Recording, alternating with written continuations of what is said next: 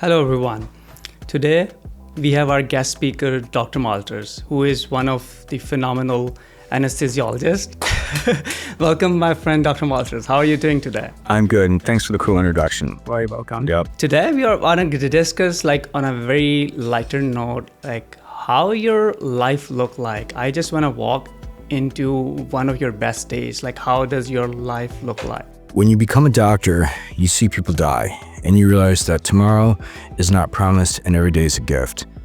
But I was born understanding the ways of the world before they were explained to me, and I knew this as a child, and I knew it very early. But when I became a doctor, I really saw it. I saw the people in the ICU who just wished for one more day. They just wished for one more moment. And I thought, man, I always saw this, but when you really see it, if you can make today your last day, even though you're not, you will have the best day every day, and you will live 100 years where others live so few until the very end. And so my belief is that I wanted to squeeze every minute out of life. I wanted to experience every moment as if it's my last, because every day is God's gift. And so that's why I'm just different than others, maybe. Yeah, I think I do agree. Being a physician and being an anesthesiologist, you are dealing with lives very closely. Well, even you in the ICU. Yeah. You see them hooked up to the lines and they're dying, and they're like, God, I wish I had one more day. And if you can be like, God, one more day, I have 100. If I pretend this is my last, I will have 1,000 years in 1 year. Yeah. I was also wondering, I have seen you multiple times driving very fancy cars. I want to talk a little bit more about what type of cars do you have and how are you able to afford the cars? So I was telling my beautiful friend Catalina that when I was a child, I grew up very affluent and I was very lucky. My father was an anesthesia and a family practitioner in the 1970s. And one day my mother, who left when I was in kindergarten, said, you like all these cars that Dad buys, and I don't understand if it's because you like them because they're nice, but you're only 4, so I don't understand. And then one day when he sold the purple Mercedes and you cried for 2 weeks, I understood that a 4-year-old does not cry for 2 weeks over a material possession. And so I would look at these cars on the walls, and all my brothers are doctors. They're all married to doctors. My father's a doctor. And I just wanted cool cars. Thank God I love being a doctor. Okay.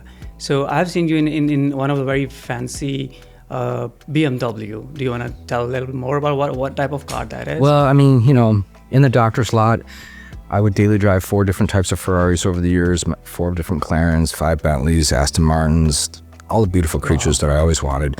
But back in the day, there was this ratio of where they'd sell for 300 to 400, but within 3 years, they dropped to 3 to 160. And then the next year, they dropped to 145. Okay. And so I would hook into one at 160 that used to be 300, and I would say I could drive it for 8 months straight. And because they're mileage sensitive, I'll get rid of it and only lose 10 grand. And so you drive a Honda and you lose 10 grand. So I would drive all the illustrious creatures that I ever dreamed about, and they were my cars. And so I see. So every day you have this key in your hand, and if there's passion, it's like taking a mini vacation every time you walk to your car. So every day I would get to my car after work, and I'd feel like a kid in high school who's breaking the law and ditching class with my best friends in the back. And we were ditching class and going to have fun. And it was just driving home from work. And so I was able to find this formula where I could have all this cool stuff, and really it cost me no more than a man buying a Honda every year and having the depreciation. A quick question that came to my mind, which is as a hospitalist, when a lot of people are coming, are becoming the resident physicians, and they're not planning to do any fellowship, they just want to go work as a hospitalist. Do you think as a hospitalist, people can afford all the fancy cars do you have? You can have anything you want if you work hard and you put your mind to it. If you're a hospitalist, you know what? You can pick up more shifts. If you make 200 grand working 10 shifts a month or 15 shifts a month, you want those extra couple shifts, you can make 1,500 a shift, and there's 3 grand and there's your Ferrari. Wow. It just depends on what you want. Because as a doctor, we get paid enough, not like the old days, but we get paid enough. So if we give up a little freedom, we can have the things that make your heart beat, that make it so when you're on your dying bed, you're like, I've had the things that I really want. Now, some people, it's not those things. Some people, it's a vacation. Some people, it's other things. But it just depends what makes your heart bleed. what makes life worth it, what makes it so when you're dying, you're like, dude, I did all the shit Yeah. I wanted to do. Yeah, I do believe myself, I don't want to have any regret, because what haunt us when we are about 70s or 80s, it's something the paths which we have not traveled. Yes, and the mistakes that we have made that we have not fixed, the Yes. things that we did that we're not proud of. And so Yeah. every mistake I make, the other reason why I smile around the hospital, and a lot of people like me, is because every time I make a mistake, I try to understand it, and I try to be like, this is the thing that will haunt me, and I want to change it about myself. Every day at the end of the day, you look at yourself in the mirror. It doesn't matter what kind of money you have. It doesn't matter your job status. All that matters is when you look in the mirror, are you proud of what you see? Are you proud for the things you did today? Are you proud how you treated the other people? And I also would watch these movies on Jesus, or you have your God. Yeah. And the higher you get, the more humble you be. That's power. That's grace. That's power. Yeah. When you become powerful and you become like an attending, and you have residents and you treat them under you, you're under them. That's the other thing that sets you free. And so when you live by these simple rules, these are just a couple of them, it changes the way the air smells, the crack of the car sounds when you hit the throttle. Perfect. And everything. And when you touch the patient and you treat them like they're a family member, because we are all going to be in that seat. We're gonna, and that's what I love about anesthesia. Is family practice. It takes 30 years to kill someone. You know, and no big deal. But high blood pressure, diabetes. You can get a colonoscopy and catch it and send them. But anesthesia, you're at the minutes away from death. And so when you come to these people and you bring them down to their level, and you're like, hey, you're scared, I'm going to take care of you. I'm going to be good to you. And you treat them with grace. And it doesn't matter if they have no legs, they're taking heroin. When you say, sir, this is the way I'm going to be treated. I'll treat you like a family member because one day I'll be in this bed. Yeah. It's one of the most greatest gifts of being a doctor. That's When you get that material possession, that's a passion, a car, or the status of something stupid that, like a doctor, it's not stupid, but status, if you look at it like it makes you great, it's stupid. But when you get all those things, that's what makes you great. To stay humble, to be a gentle giant, to walk softly and leave no tracks. Comprendeme? That is true. You understand? I've seen you being very humble, and I was just asking like a few questions to myself, like a person who is a well-established anesthesiologist. He drives multiple fancy cars. He has a very wonderful lifestyle. and still he's so humble. He's able to talk well to the residents rather than insulting them. Okay, no. Yeah, because I'm no better than you. I'm just a student who passed a couple more tests. And you know what? Those doctors who are nerds that are now uncool to us, who are always nerds, and I look at them, I'm like, dude, you're a geek and you're still a geek. Like, I recognize you from college, who was the guy I protected from the bullies, and you walk around now with status, but you cut me down because I'm a student. That is the answer to your question before you ask it. But please ask it in case I did not understand it. Got it. Am I right? Yeah, you are absolutely right, I would say. To be a gentle giant, to be kind to all, to act like you're no greater than the guy that washes the floors, because you're not. Yeah, that is true. That is greatness in my heart. Yeah, I know. And also one more thing, I know I got a little bit of idea about cars, all the stuff matters, but being a physician, our first priority is our patients.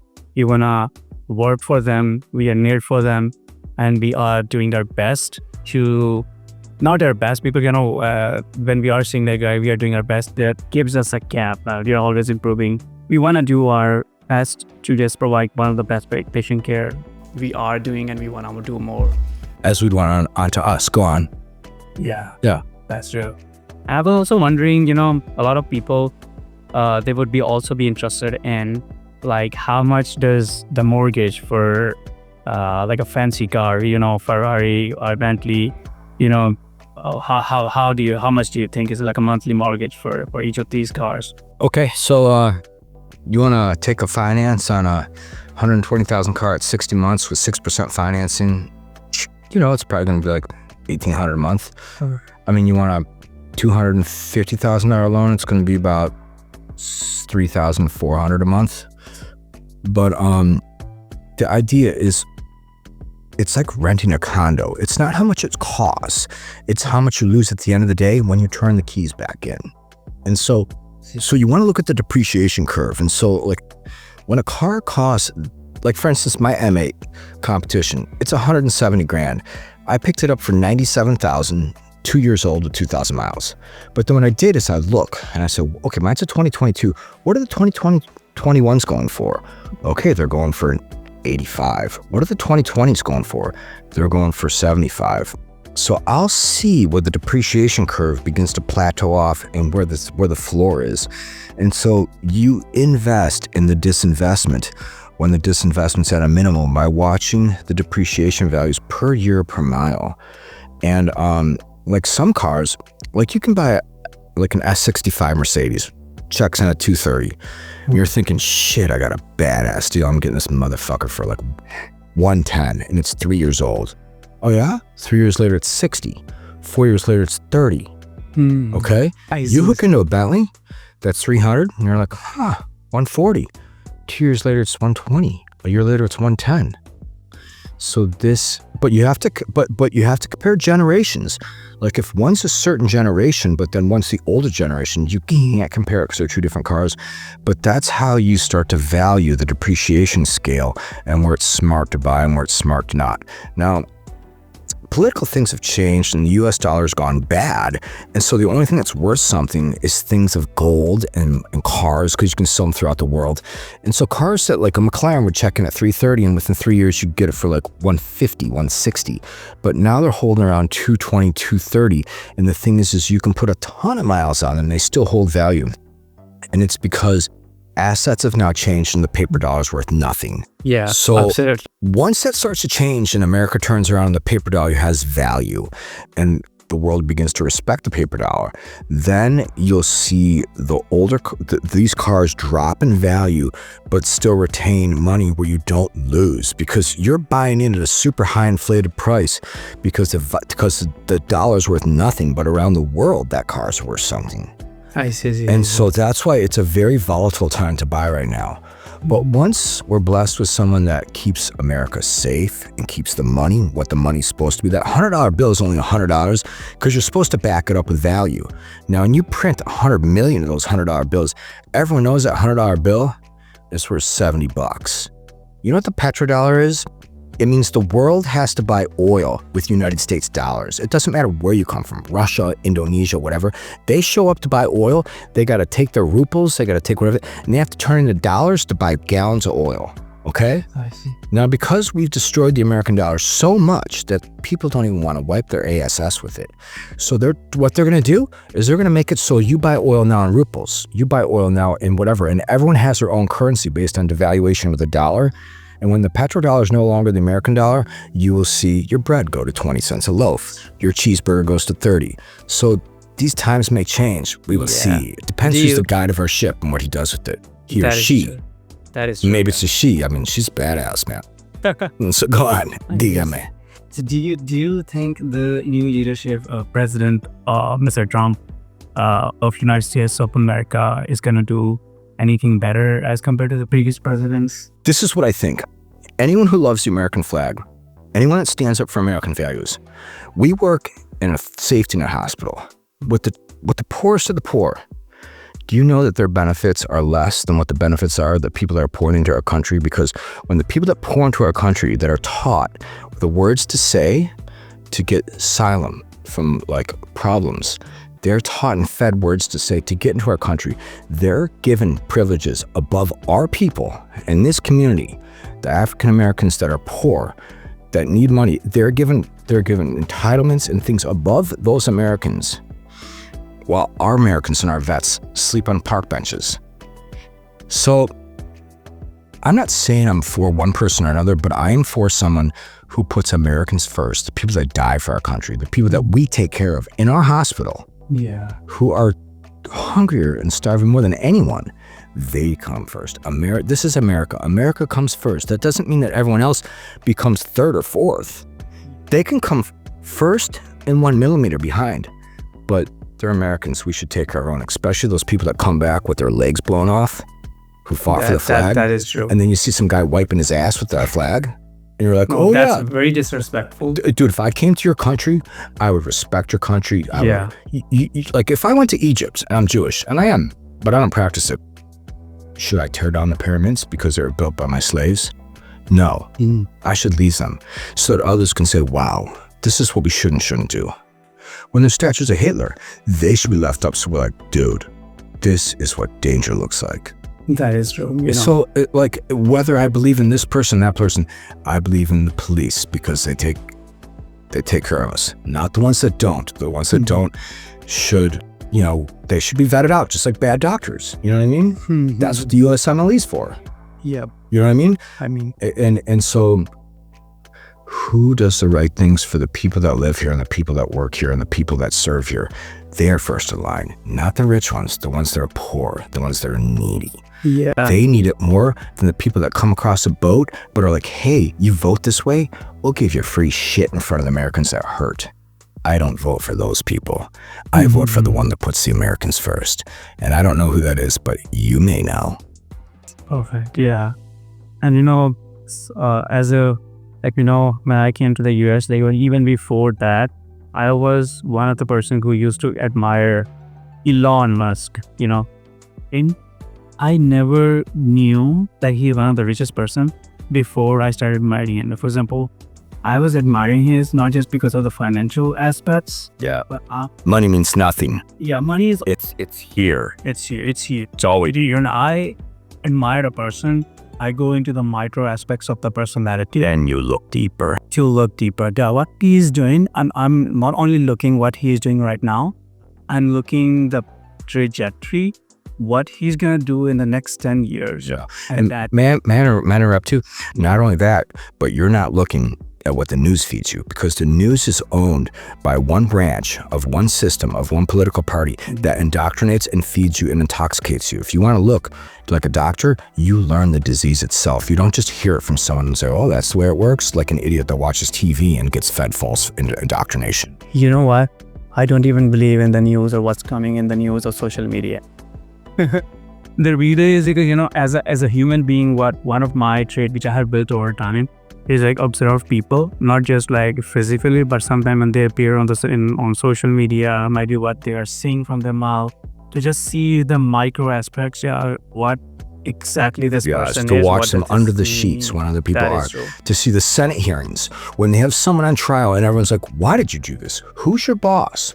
Put it Yeah. on the stand. Why did you do X, Y, and Z? Why did this? And then you hear that. They don't play that on the news, but that's when you find that's when you get the labs. That's when you open up the body and you see the pathology as you search in the organs and you find out where the metastasis is. Exactly, the wonderful physician of that. And the last thing which I also want to know, I have seen a lot of tattoos, and I just want to know what the meaning of this tattoo is. I'm glad you asked. So I always was a little bit of a rock and roller, a little bit of a rebel. And I always wanted one, but I'm like, God, they look stupid when you're 50. They look stupid when you get older. I'm like, dude, if I was a pro athlete or rock star, I'd have a fucking tattoo up my whole arm. And then one day I was in Cancun at Ritz-Carlton, and I saw this artist named Camila, and she's Indian. Okay. And she made these tapestries of like forest creatures and these really cool things that look like Versace, but it was like half the price. Then I had a couple cocktails, within legal limits. I'm just having a drink or two. And I see this picture of this woman's bathing suit and it has all these forest creatures on it. I'm like, dude, I'm getting this. And the person I'm with is like, yeah, we'll see when you're sober. And I was like, next morning, I'm like, I'm getting it. And I didn't know anything about tattoos. I was 50 years old. And so I went home and I looked on the computer. And I'm like, God, I need to find, this is my body, this is my arm. So I found this chick that was on Ink Master Season 8 who specialized in wildlife and nature tattoos. And I'm a chick, but I'm a dude. Like, I have these features that are feminine. And so I'm like, to have a girl with her feminine touches do a thing of nature, and so I had her light me up. This is what she did. And I gave her the bathing suit. And then I integrated my favorite forest creatures, which is one, this dragonfly. Wow. A ladybug. I love butterflies, so I had more butterflies put into it. But I love the forest creatures. And so this is what I did. And the funny thing is, this is during COVID. And so she's about 175 an hour. And after 30, 40 hours, I'm like, hey, it's COVID. I'm like, if you light this bitch up with another 15 hours of color, will it shine more? And she's like, yeah. I'm like, you need the money? She's like, yeah. So I sat in the chair for another 15 hours and she resaturated all the colors. And I take care of it by putting on suntan lotion because it'll degrade the colors to the melanocytes. And so this is the story of my tattoo. And that's why I got it. And I figured, you know what? Like that's, Who cares if I'm 50 or 60? I'm going to keep this thing. I don't know. The story behind this is, I think it's very interesting, and I really interested more into the tattoos, and I think I might get one. Dude, I'll come with you. Yeah, I can go with you and let's get one. Carolina just got one too. Oh, wow. Yeah. Okay. But listen, it's been such an honor that you asked me to come. I mean, you asked me to come because there's something about me that you admired, and I'm very grateful that I had that effect, and it's an honor to be here. God bless you. I'm very glad that you are one of the best anesthesiologists in the world, and one of the best. I'm only the best, not because of my skill, but because of my heart. And I know what I can do and I know what I can't. So I'm not the best by skill, but I'm the best by... That is true. You know, the final, the things which I just want to mention about is the whole purpose of this podcast is not to invite the masses or not to organize the typical 1,000 people conference. It's just to be involved with the people, like might be like a small group of people that can actually impact. Like, for example, that give passion. So I named, like, we whole team named this as a powerhouse. No, this is not a studio. This is a powerhouse. So anything that goes out from here is going to have an impact. Well, thank you. And listen, if my words offended you, I'm sorry. And that's just the real Matt Malters. And if I offended you, then I offended you and I apologize. But that's just because that's who I am. But perfect. I mean no harm. Thank All right, you guys. Have a good day. Have a good day. God bless you. And don't ever lose sight. Keep working hard. Some days you cry. Some days you can't believe how hard you work. But one day you'll be done and you'll be a Jedi. And you'll turn around and you'll be so proud. But don't ever forget what you do. What you do is great. It's your gift life. We are going to keep introducing people like Dr. Malters. Bring me back in case you get lost.